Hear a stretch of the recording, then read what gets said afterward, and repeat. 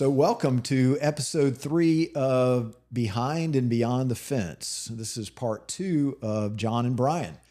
And we got last time their story of kind of what their lives were like before they went to prison. Just to remind everybody, these two guys had been to prison and have been out now. John's been out for about a year and a half, and Brian's been out for almost 4 years. And so we're kind of looking at their lives beforehand, what led them to prison. We talked about what their lives were in prison initially when they first went to prison. And then we ended last time with the idea of they both started seeking out answers to life, and they both found that God was that. And they began to be taught from the scriptures or study the scriptures to find that. So just want to remind you, if you're new to the podcast, that there's a video at the end that will explain who we are and what we're all about. My name is Daryl Townsend. I'm with Off the Chain Ministries. It's our channel you're watching. Remember, please subscribe to it so you'll get every video that we have. And at the end, again, we'll give you some contact information where you can get in touch with us. If you're in a prison in Florida, there'll be a way if you'd like a follow-up visit or something like that. We'll do our best to help you out on that. So I want to encourage you, if you're watching this and you haven't watched the other one, to go back and watch episode 2, the first part of John and Brian. And now we're going to pick up where we left off there. And we ended with both you guys looking for God. John, you really through another brother kind of saying, here's the way to go. And Brian, you just through studying the Bible and realizing there had to be more. So let's kind of pick up there and go on, Brian. So as you started seeking, now you were at Lottie Correctional at that time, right? Right. John, you were at Liberty about that time. So two totally different facilities. Lottie's a faith-based camp, lots of programming. Liberty is a difficult camp. Yeah. I mean, I'll never forget, I do a monthly service at Liberty, and one Sunday, myself and Steve Truby, who was with me, we pull up and there's life flight in the parking lot and ambulances coming off of the compound because there've been some stabbings. And it's not unusual to be there and hear about, oh, yesterday somebody got stabbed or something like that. So that's kind of Liberty. And then Lottie, I can even rarely remember that guys got kicked out for fighting or something, but never a stabbing or anything like that. So two totally different camps, but two men, two totally different situations, both seeking the same thing. And so, Brian, pick up, you're at Lottie and you're starting to study the Bible and try to find some answers. Yeah, and I tried to find other people that were doing the same thing, and other inmates that were doing the same thing, and I did. I found Gary Lawson. Gary Lawson. We studied, we talked about, and we bounced stuff off, and he had been studying with Daryl, and now reminder, we talked about Gary in the last episode, but Gary eventually gets out, actually comes to our program, does 6 months in the program, leaves, gets back on drugs. We try to help him. Several of you guys tried to work with him to get him to rehab. Next thing we know, we're not hearing from him anymore. And then we hear he's been found dead in a drug house in Jacksonville somewhere. So go ahead. And those moments, being in and working with somebody like Gary, because Gary was serious, it really opened my eyes up some more to never wanting that to happen to me and making this real in my life to succeed. I want the answers, and I want what I've been learning in the Bible and what it's teaching me is that I want that abundant life. And moreover, I think talking about the heart that was right for that to be received. And I think in our last episode, we talked about taking that look to see where you're really at and why you need that help, why you need a savior, why that the Bible tells us that we need. And it answers those questions that I had. And so I continued on and found out some more stuff that without applying it didn't really take its effect. But applying exactly what it said into my life, it made those changes that I was looking for, that nothing else had been able to do. And that to me was kind of a proof in the pudding type of moment, is that this is changing me. this is making me a better person. The stuff that you've been desiring, the exact stuff that you've been looking for. And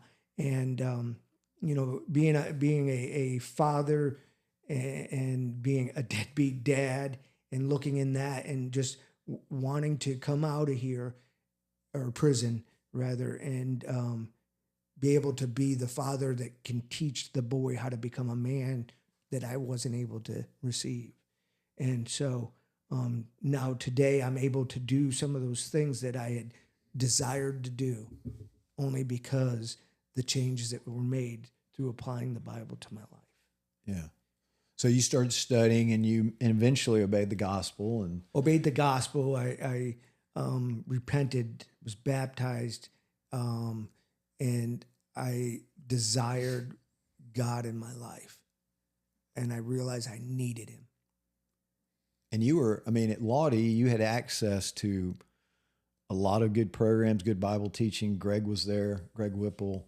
We had classes there and stuff. So at that camp, you really had access then to a lot of stuff to help you grow that. And I can remember you were voracious. You attended every class you could. You were trying to learn. You'd ask questions and those kind of things. And that's what you're saying, is that you really wanted that life that the Bible offered, and the security and the love that you never had seen before. Yeah, that was like one of my favorite songs that we sung out of the hymnal, was that love lifted me. Mm-hmm. Love lifted me, and it was God's love that he sends through his people, that goes out into the prisons, people that care about you because God cares about you, and they're living it. And that kind of impressed me. It impressed me to keep, because I wanted to be a part of that. Amen. So John, you're not at a camp like that, but you've got a brother that reached out to you, taught you the gospel, you obey the gospel, but now you're still at a really bad camp. And it's not like there's 10 programs you could go to. At that time, there was a couple of us coming in once a month, and we'd do some one-on-ones maybe once every couple of months or something. So you really had to rely on other men to study with and kind of learn. Yeah, so Liberty was, just because it was, when I got out of confinement, ended up in Pride. It was actually Levi that gave me the Muscle and Shovel. Shout out to Levi. Yeah, so Muscle and Shovel, great book. Really that was the starting point. I read the really because Levi kind of prodded me a little bit, because I wasn't a spiritual book kind of guy, so I wouldn't read them. So I just kind of sat in my locker. Then I think a couple days later, Levi was like, "You gonna read that book?" And I was like, "Fine." I read it, and after I read it, I talked to Levi, and he kind of directed me to Dale, and I told Dale, I said, "Man, I need to get baptized." Because in my background and just with, as far as the Bible goes, is that first time I went to jail and then went to prison. That's when I started seeking. That's when I got introduced to Christianity, and when I started reading the Bible and doing classes. And then that whole bit, I was in the chapel all the time and learning stuff. But of course, I got out and fell right back into the same old stuff, and it just wasn't sticking. And then I got into a bunch of different, teachings that, led me in all kinds of directions, Right. So when I got when I finally got to Liberty, this second bid, here I am in prison again. I was confused, and I was just fed up, and I just didn't care anymore, because I thought that I was meant to be a drug addict, so right. I believed that God didn't really want anything to do with me. So being in confinement, coming to having that kind of, what do they call it? Moment of clarity.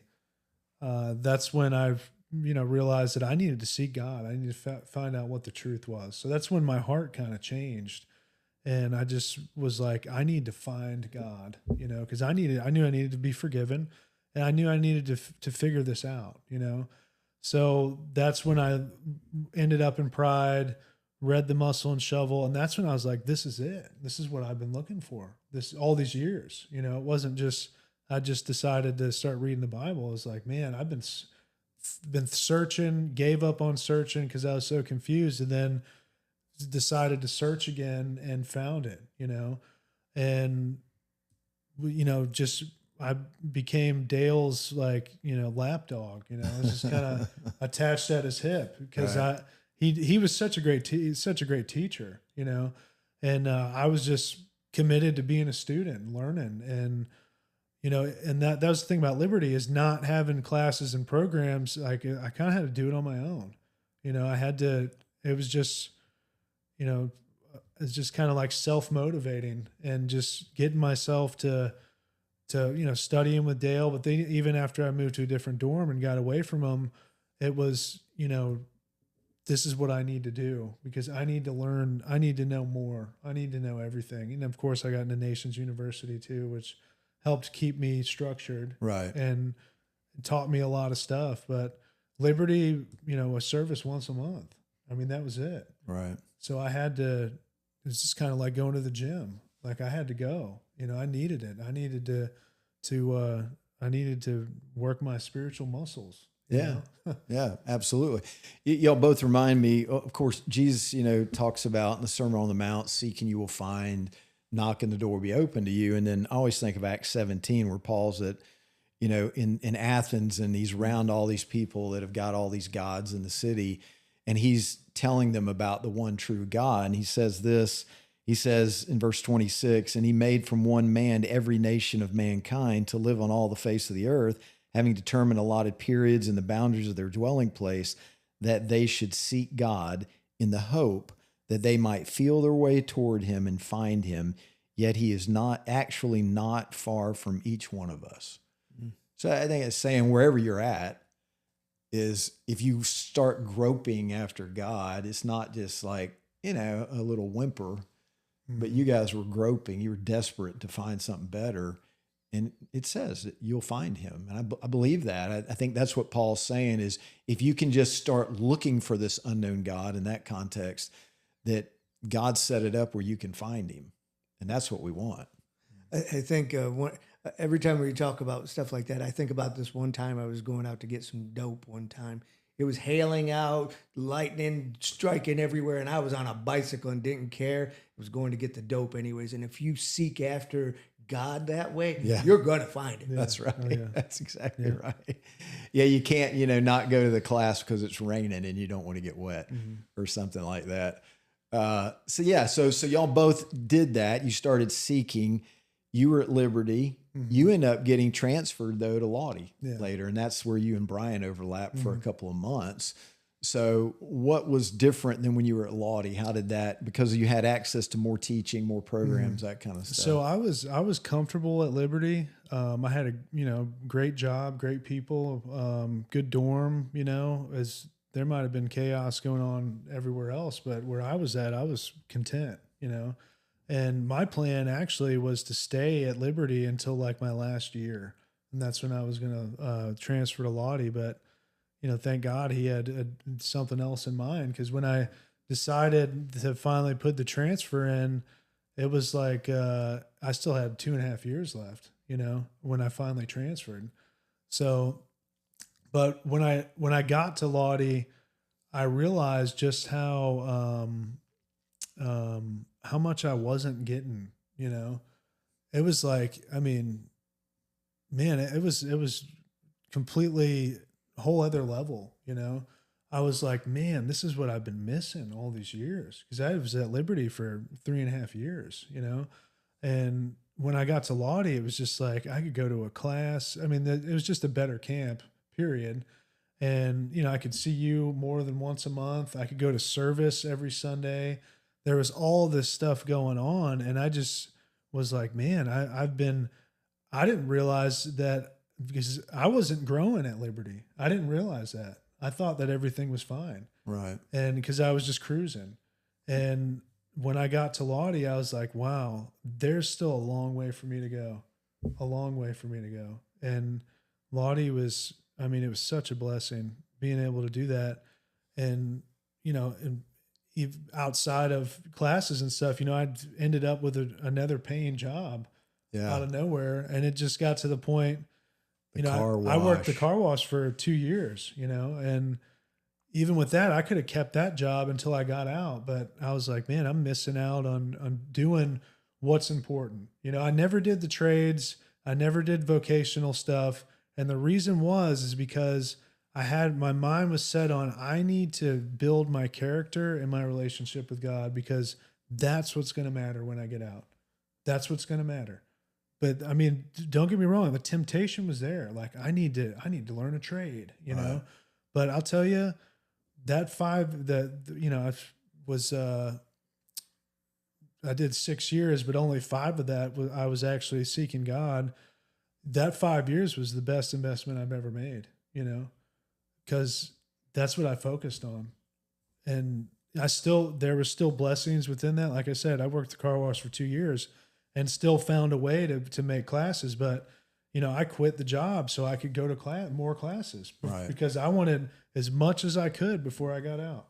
Yeah. You saw that you weren't going to fail or go back to your old life because you didn't get a good enough job when you got out or whatever. It's not that that's not important. It's not that you don't need to earn a good living, but that'll happen. But if you don't fix your character, then that will drag you back. Yes. I don't care. Yeah. We all know tons of guys who've had good jobs and still went back to prison. Oh, yeah. Had a nice car they were paying on, still went back to prison. So Brian, you were at Lottie, so you start studying and you're there for like another, 5 years after you become a Christian? Yeah. Yeah. So kind of talk about those next 5 years and what you... Well, what I believed in was God and the Bible, and I started teaching classes, of sharing that and teaching classes and becoming a facilitator.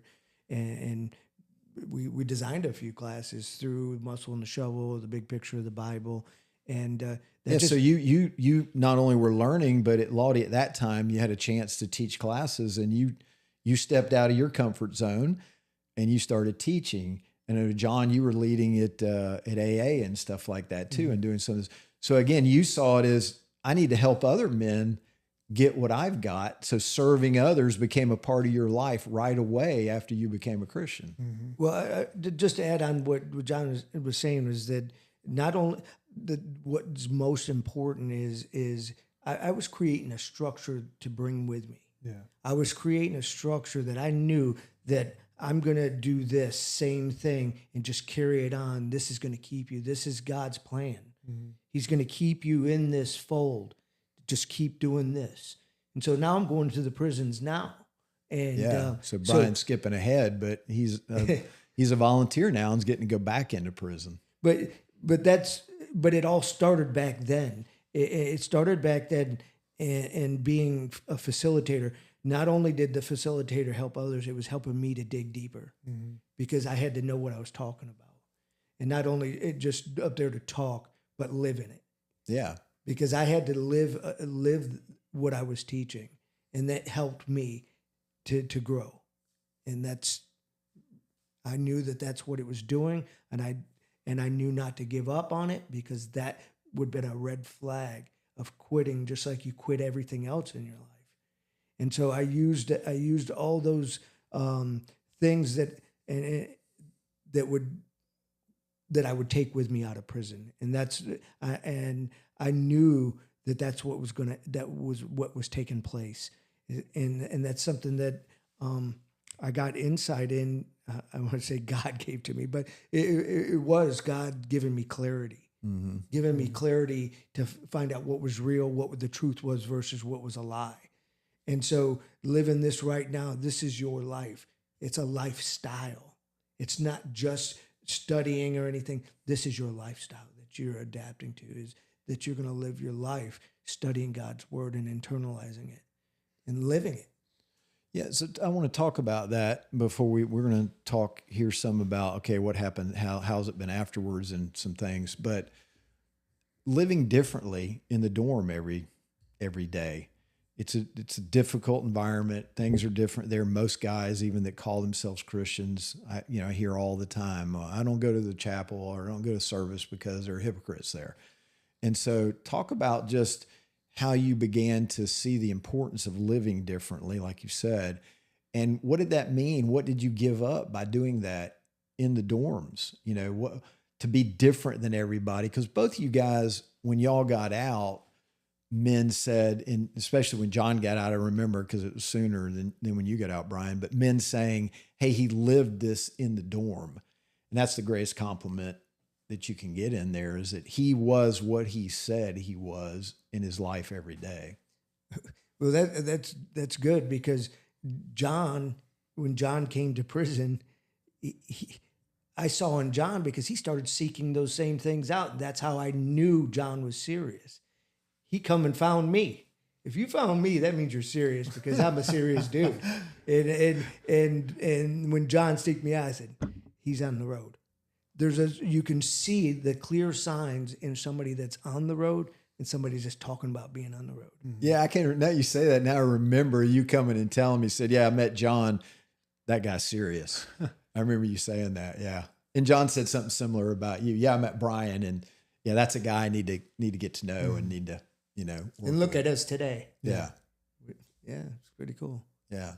So talk some more about that though. So what's the hard part about living in there though? What are, some things that these guys will understand and relate to that you were able to overcome and kind of get better at as you went through?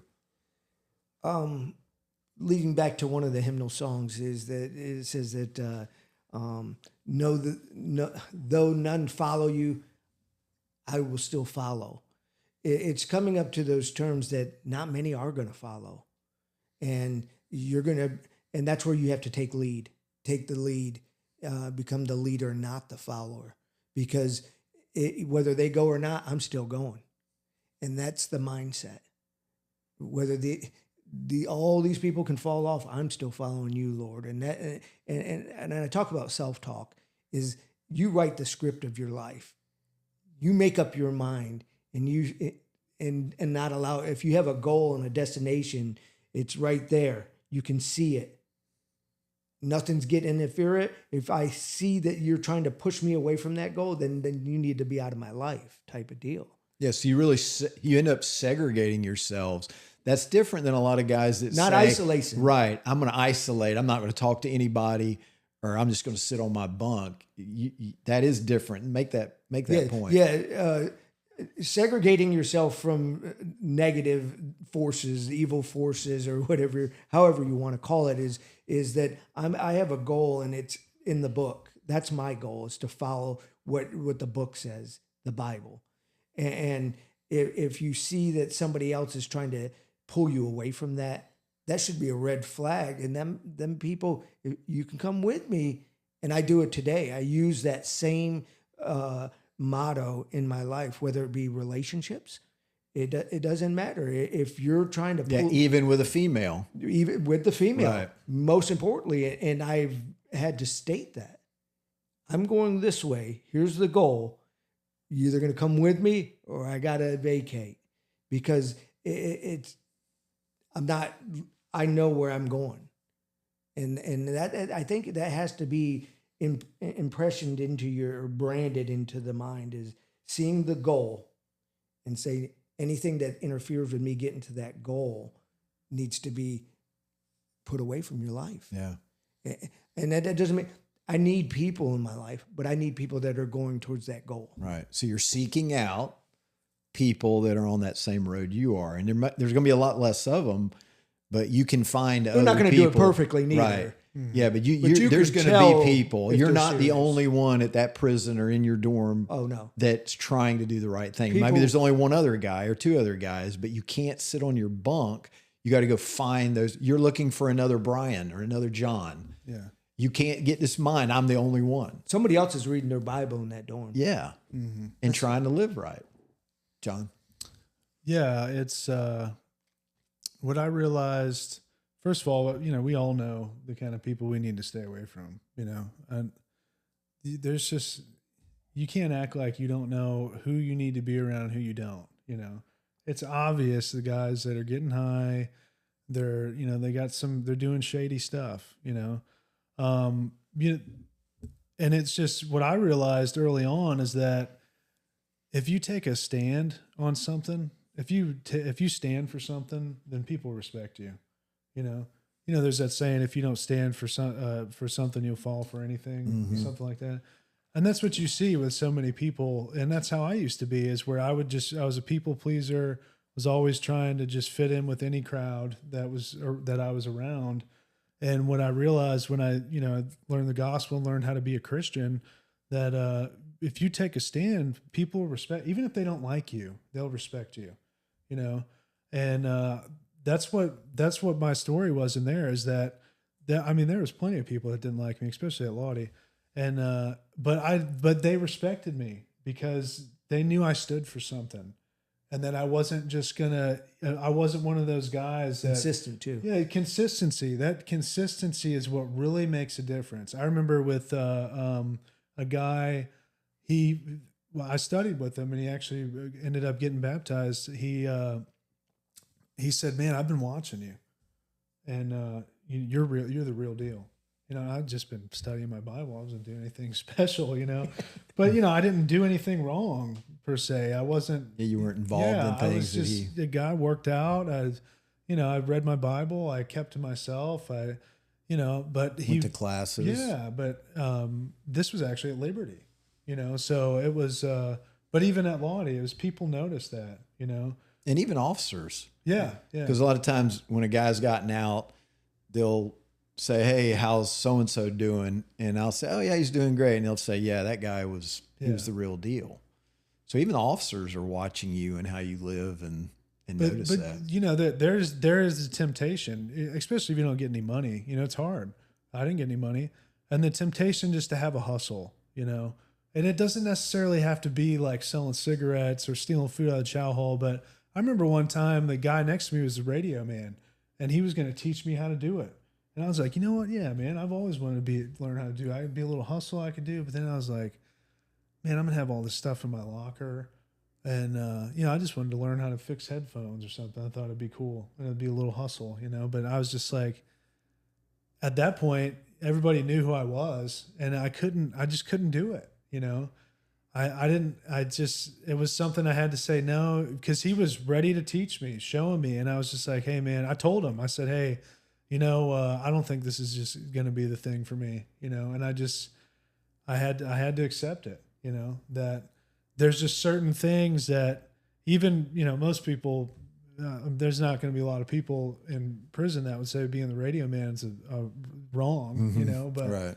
But it is, it's not something I need to be involved in, because it just gives the bad image, because now I'm not representing myself anymore. I'm representing Christ. So I can't do certain things because it's not about me anymore, Mm-hmm. And there was a few things that had come, nothing crazy, like I said, but there was a few things that were wrong, but were socially acceptable that I could have been doing, and made a little bit of, extra canteen, but I turned it down because I'd committed to, this is the way I'm going to live my life, as hard as it is, because it gets hard. Trust me, I know it gets hard when you don't have anything, but it pays off in the long run, because when you get out, that's when it pays off. That's when you have the character. That's when I learned how to live without in prison, and I can live without now. And guess what? I don't have to live without. Yeah. And I'll say that both of you guys have been real good with your money the whole way through. And Brian always had a lot of things going, so he's probably made more money, but it didn't matter. Y'all both always have lived below your means, because maybe it's all back to that, is that you'd made decisions to do the right thing and whatever it was, and you'd learned I can be content even when I don't have whatever. And neither one of you have been foolish with how you spent your money and things like that, even when you get out. So I think it is that momentum you carry getting out, and a mindset you have when you get out. Let's go ahead and transition. So you both get out, and both of you guys came to our transition program. But I think, so talk about how you thought about what it was going to be like getting out, what you experienced in the reality, and some things where you wish you could have maybe could have been better, or just the challenges that you weren't anticipating? I know both of y'all have told me about things that you knew certain things would be a challenge, right? You get out and there's going to be beautiful women. They're not going to be wearing any clothes hardly. And that's, we all know that, right? Yeah. But it's some of these other things that y'all have talked to me about before about, I didn't think that was going to be such a problem, but that was hard. So go ahead, Brian. Children. My child, and trying to have a relationship with my son, and you say catch up for all the lost time and stuff like that. You'll never catch up, but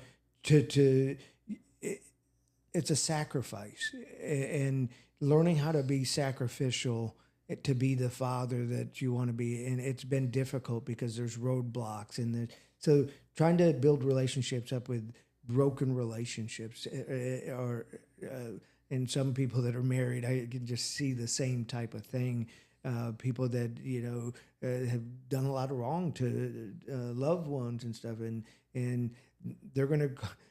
People are going to say stuff that you just got jailhouse religion or stuff like that. It's just like, I'm going to have to build up credibility. I'm going to have to come out here and keep doing what I was doing, and so at any interval that, or any hurdle that comes up, I seek counsel, seek some help, because here again, not only do I have a problem with living life on life's terms, I have a problem now trying to fix all those problems that I had created, from driver's license to, I couldn't drive right away. I had to do classes, and then all this stuff, and then work, and then financial stuff. It's all a struggle, but it's all, you got to keep fighting. You got to keep pressing and just keep leaning on God. And that's what really it comes down to. But some more character issues that showed up after prison that weren't really because weren't obvious. It weren't as obvious, exactly. And it's easy to I want to say be a chameleon and just go with the flow, floating through or coasting or whatever. It never reveals some of those things until you get out, until you start to try to have relationships with people, from bosses on. Right. As soon as somebody says something to you, you want to curse them out or whatever, or rather than just go back to you applying the word and what Jesus says, how to handle something or whatever. And but the struggles are real compared to prison, because this is real life and not some artificial society like prison is. You're coming out here, you're dealing with real life issues, back child support. You're dealing with, now you got to put financial stuff. You got to pay bills, and you've got a whole list of things that you didn't have for the last 5, 10, however many years. And, but not giving up, knowing, and back to that emotional part about it, dealing with the emotions about it the right way. It's going to be okay. You're going to work through it. It might not be today like we all want it done. Right. It's going to take some time from credit on. And you just keep plugging away one day at a time. Rome wasn't built in a day, so it's one brick at a time that you get to build that back and not give up. Because as soon as you give up, then all bets are off and you're back down to ground zero, because it's going to stack again. I just remember, like, back child support is a big one, because years past, that child support still built up, and I owed a bunch of rearages, and I just didn't make the call. All I had to do was call them or whatever, and make payment plans and do things. I would just push it to the side and just keep coasting, and that's where I messed up, right? Whether it be driver's license tickets, interest, it doesn't stop. Right. And you can't stick your head in the sand because it's hard and pretend like it's just going to go away. Court costs, all those things. Life is still hard. Yep. But once you start getting things done and accomplished, it gets easier along the way. Is life still hard? Yeah, life's still hard. But you build your structure up and you do the same thing over and over again, accepting the fact that you're going to have to go to work every day of your life, or 5 days a week. You're going to have to work a full-time job. to maintain all the responsibility that you have on the table, and getting past the part where you're trying to make all this money. It's going to come. I was able to get my CDL license. I didn't do it on day one, and not the first year, but a couple years down the road, I was able to get a CDL license and make more money. So it takes time, and you have to build off of down here. Just start down here. Stay humble and go to work, and just keep it simple, stupid. Yeah, be patient. I mean, Patient. you know, guys will, they've been out 4 weeks and they're already frustrated that things aren't better. And I just will always sit there and say, how long have you been out? Yeah. So 5 weeks ago, you were still in blue and still behind the fence. And not making any money. Yeah, had no money Yeah. and no clothes, nothing. And now you've got a closet full of clothes, you've got a job, you've got some money in your bank, all that stuff. And things are being addressed. Yeah, and I see progress, and I see a way to get wherever I want to go To that goal. and back down and say, but I'm doing really good now. And some of that's just being thankful and satisfied, right?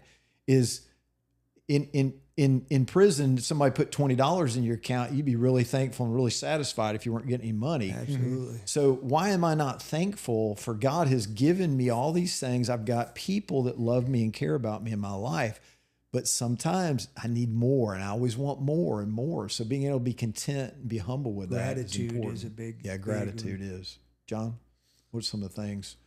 So, getting out it's a lot different, especially if you're coming straight from an institution, you've been doing a few years, you just, for me, I wasn't really prepared for how, kind of like, it's kind of like jet lag, when you get out, but it lasted for like 2 weeks. But that was the hardest part, is like the first 2 weeks of just like interacting with people.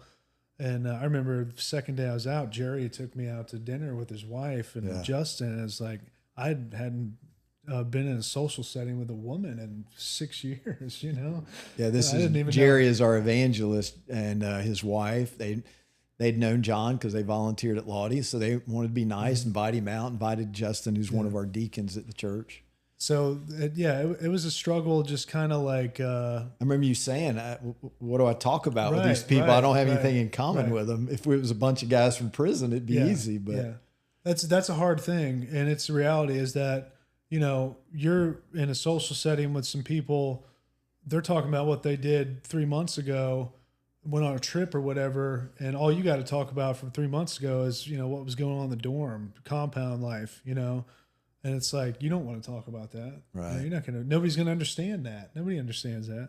Now, me and Brian, we could talk about that all day long, Right. But it's just so interacting with people was a challenge. Just being, because I didn't have to worry about my license. I got my license when I got out. You don't have any children. Yeah, I don't have any kids. I already had a job. So that was all taken care of. So just personal things, like I didn't realize how much I'd like to isolate, not segregate, but isolate. And cause I never thought of myself as an isolator, because I was always around people in the dorm, so, and with that's loneliness, so, I tell guys all the time, you don't experience real loneliness when you're in prison. You're never alone. Never. They're always surrounded by people. So you never get a chance to be alone, So I took advantage of that when I got out. I liked having my own space, and some of that's good, but then of course it led me to pornography, which is something that I struggled with when I got out, that I didn't have a problem with in prison, so I didn't expect that to happen, So, and it just a few weeks after getting out, it was just like, it's being alone and the curiosity, and just, I've been in the gym, I've been seeing girls, and it's just like all that's in my mind, and it's just kind of led me back there. And I tried to deal with it on my own. And eventually, I finally was like, man, I gotta talk to Daryl about this. And we did talk about it, and I thought killed me to even think about talking to Daryl about it. I was like, man, he's going to kick me out of the house for watching porn. But it was Daryl didn't freak out about it. He didn't beat me up or nothing or yell at me, and he was just like, all right, let's. They have technology nowadays that helps you with that. Covenant Eyes, having that on my phone's been a blessing. It's prevented me from going down a lot of dark roads, which is that's one thing I had to admit to myself, is that I'm not really where I thought I was. That's what y'all said in the first episode, is structure and accountability, that you work good under those kind of situations. So all something like Covenant Eyes does is give me some structure and accountability, even when I'm by myself, right? And I'm looking at my phone. And for people that struggle with that, it's a lifesaver. It really is, because you don't want to do wrong. Right. You want to do right. Just like you wouldn't do some things in the dorm because you knew guys were there and they were going to see it. And you knew you were representing Christ. You didn't want to do it. When we're alone, it's like, well, nobody's watching me. Nobody's going to know. Yeah. So my influence isn't going to hurt anybody. And so when you take that away, now it's just me and that thing that I desire. And most of us, especially early in our walk, don't have the strength to just say no to ourselves. So having that little help, just somebody's going to ask me about it and somebody's going to know, is sometimes all we need. Yeah. And I'll say this too. Another thing that I struggled with, because when I was at Lottie, I was in a class every night. I mean, I was teaching a few classes. My schedule was full all the time. I was just like always doing something all the time. So when I got out, I had a lot more free time, and I really wasn't prepared for that. And I went through a period of I was really depressed, which I didn't. I would have told you, a year before I got out, that it's impossible for a Christian to be depressed. I didn't think that was a reality, but I realized I started really, because I felt like I wasn't doing what I was supposed to be doing, right? Because I was so involved in there, I was so active, right? And now I'm not doing it, Yeah, you had a leadership role there, right. And then you step out and you come to a congregation where you're not thrust into a leadership role right away, right. Because you're learning what's going on, and you're getting people getting to know you, where they can trust you and all those things. So guys that were very involved, like y'all, that's a hard step to take, where you were looked at as the more mature and the advanced ones. At least in your own mind, you feel like, when I get out, now I'm at the church and there's a lot of people here that know the Bible, and so now I'm not. It's like I'm starting over again. Right. Yeah. You can get that feeling, and a lot of guys have that feeling. It's like I tell guys all the time, it doesn't matter how much I tell you shouldn't feel that way. You're going to feel that way. It's like saying, well, don't be overwhelmed when you get out. Don't worry about that. It's like, you just can't, you're going to feel that way. It's like you said though, Brian, I have the emotion. What am I going to do with it? Yeah. So I can still handle the emotion, because it's okay to talk about it and say, I can remember you saying, Brian, the first few days you were out, people were inviting you over and stuff from the church, and just said, I had to say, no, I'm just overwhelmed. And you said that. That's a sign of weakness, kind of, isn't it? But you're willing to do that. And both of y'all, as we talk, I remember right after y'all both got out, is saying that I need some help here. And I didn't anticipate this and how I'm feeling, but I'm feeling it, but I'm committed to doing the right thing, but help me, support me, tell me I'm okay. And sometimes that's all we need is I'm not telling you anything you don't know. I'm just reminding you of what you do know. Yeah. It's really, all it really comes down to is just affirming and saying, hey, because we got the answer. We just need to say, hey, I guess the power in it is just releasing it and talking to somebody that can at least nudge you in certain ways. Hey, maybe you ought to go about it a different way. Right. And we'll say, you're always going to feel uncomfortable at the church when you get out. It doesn't matter how many people are nice to you and everything. You're always going to feel like, I don't belong here. I don't fit in. Where at the chapel service, you guys were up there leading and you just felt comfortable and everything, and you don't. But both of you have both then grown into being involved. John, you've taught junior high class. Had both of y'all involved in the high school class recently, as we've taught. Now, Brian, you're just last Wednesday, you were at RMC West Unit teaching the class. So you eventually get that confidence back and you see it, but you have to be patient and you have to be willing to say, it's okay that I don't feel comfortable or don't feel right. I know this is the right path. And like you said, I'm determined to stay on that path. I realized that service is part of that growth. I realized it back then, but I also realized that there has to be a credibility, trust built, and that's doing what you need to do today in order to do that tomorrow. Yeah. And so, yeah, now, you know, almost 4 years out, you've built that with a lot of people. There are tons of people at the church would come and ask you to help with something or do something for them or whatever. You have that credibility. And even John being out a year and a half, you have that credibility. And so when something needs to be done, I know that I could call you guys and say, hey, can y'all help with this? And I know if you can, if you're not working or something, that you're going to do that. So we got just a few more minutes, but what I want to get into now is the idea of relationships as far as female relationships, because that's always a big thing. So both you guys, young, we can always edit this out, handsome, young, or not quite so young men.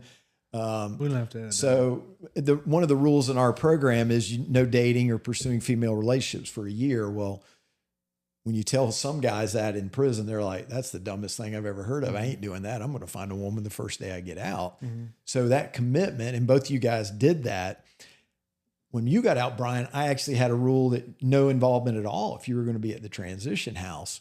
Well, then you stayed longer because we had room, and you helped me to understand that, hey, if a guy's here and he's made it, there was no argument about the first year or so, whatever, is that it'd be better for guys to start that while they're actually at the house so they can get some guidance and some help and some structure that they didn't have before.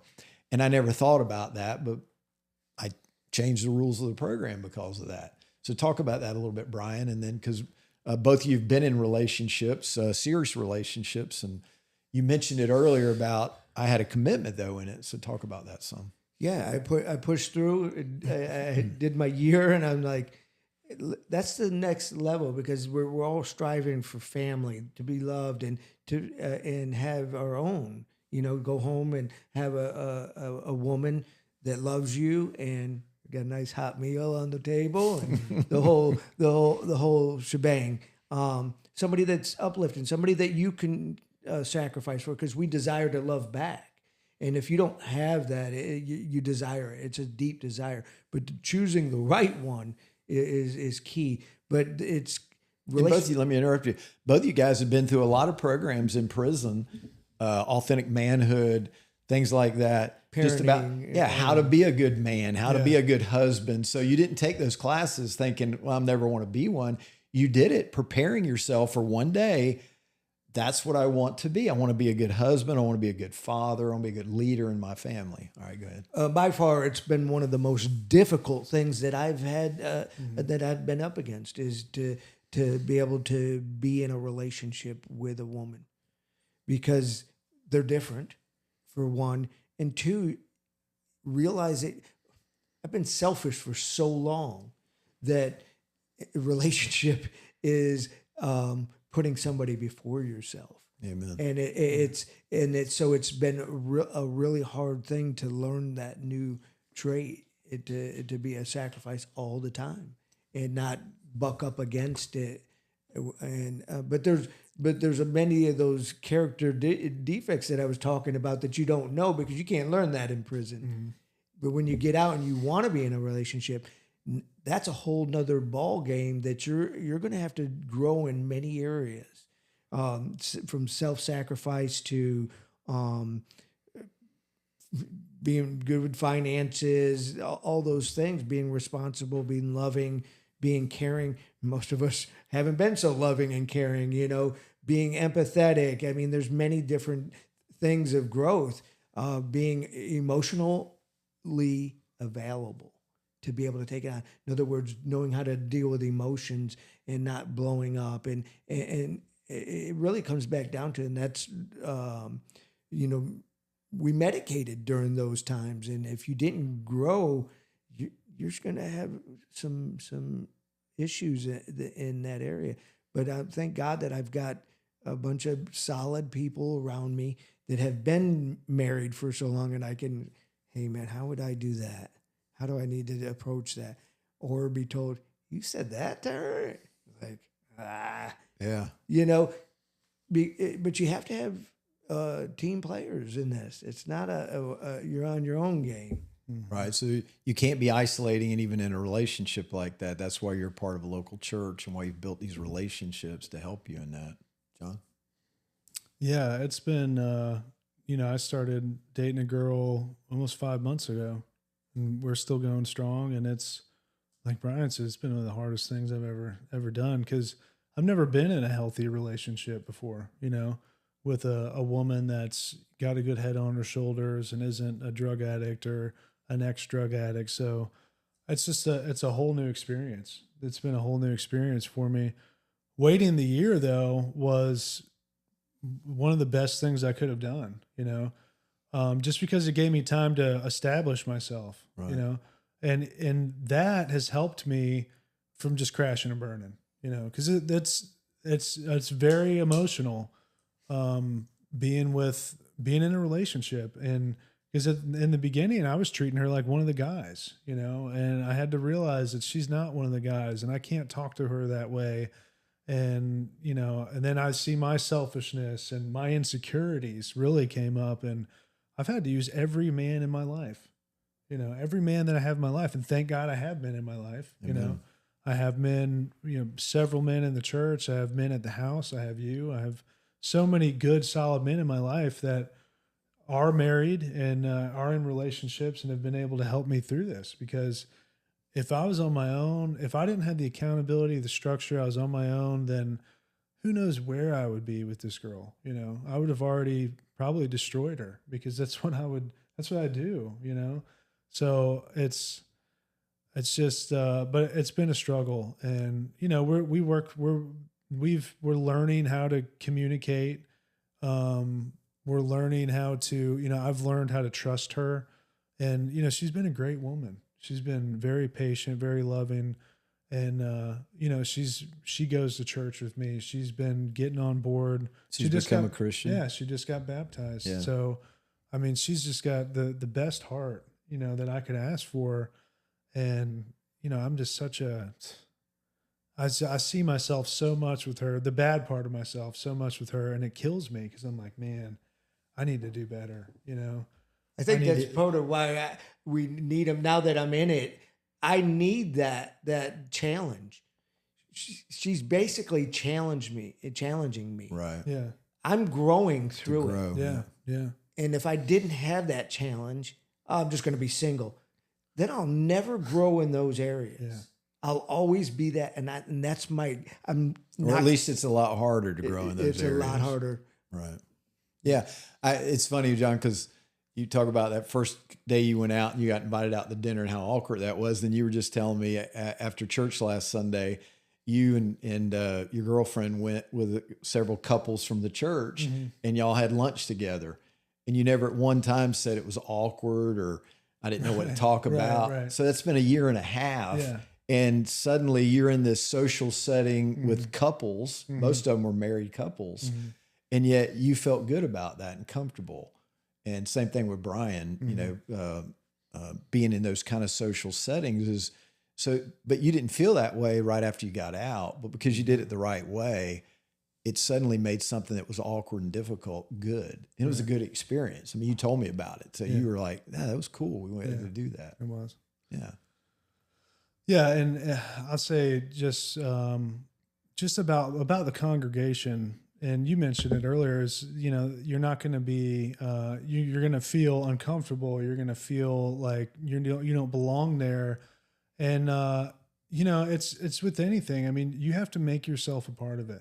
You cannot sit there and wait for people to come up to you and say, hey, how you doing? What's your name? I mean, they'll do that at Middleburg, but you have to put yourself out there. You have to make yourself a part of it.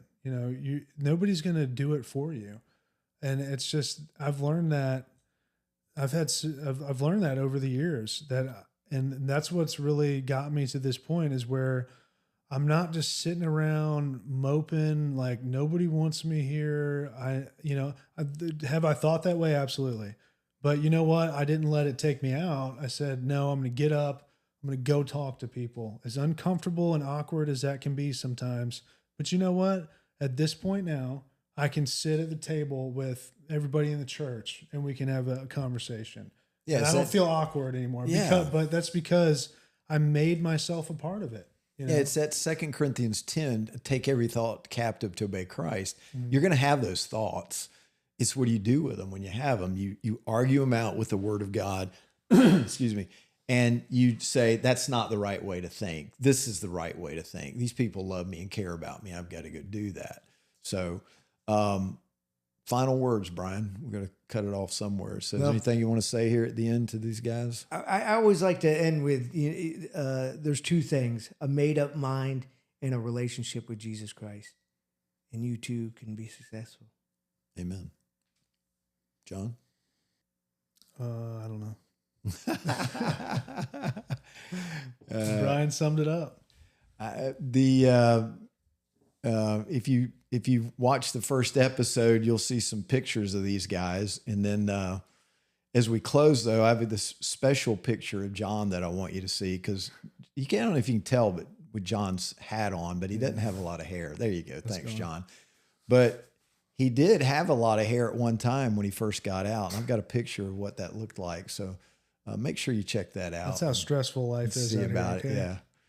And then, John likes to work out some. So we've done a couple CrossFit workouts. So I'll throw a picture of that up here at the end too.